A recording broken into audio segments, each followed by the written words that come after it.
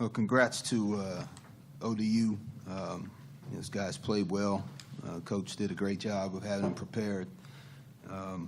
Obviously, we didn't put two halves together the way we'd like to, but with all that said, still had some chances down the stretch. And so, when we played two really good halves, we've been pretty good. And unfortunately, we just spotted them a little bit too big of a lead there. But guys didn't quit. They continued to play, and I think it got to either 3 or 4 point game there down the stretch. But I think just getting two halves where we can string it together, that'll get us playing as well as we're capable of playing. But we're going to continue to charge on and get ready for Western on Thursday and learn from this one, put it behind us. But that's what happens in conference play. It's a game of fine lines and little possessions.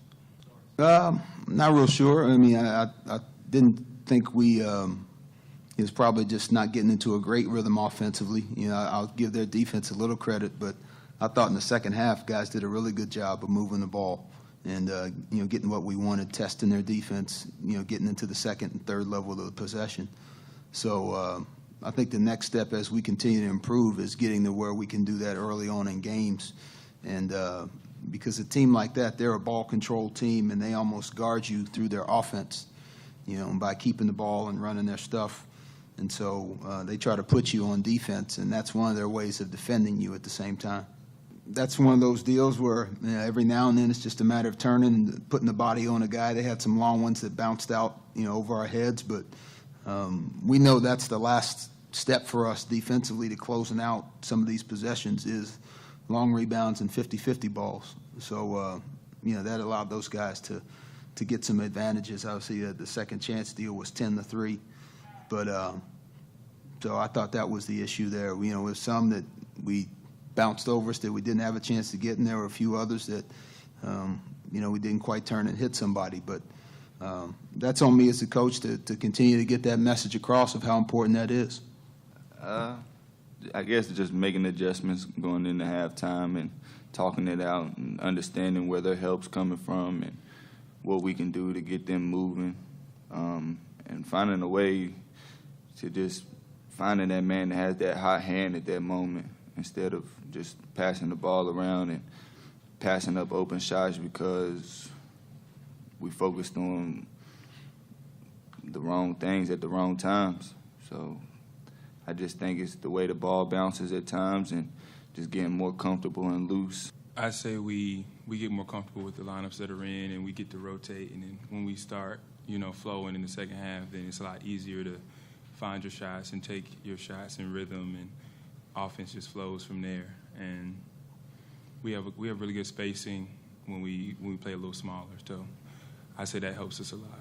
That helps me and P offensively to be comfortable. Yeah, it's a handful of possessions here and there, and that's where we are. So some of these margins were a lot larger. That'd be a whole different issue. But you're talking about 1 point at Tech, 3 points Miami, 3 points Georgetown. There's obviously 3 right there. But you can't cry over spilled milk. The bottom line is build our road toughness up here the next couple of days.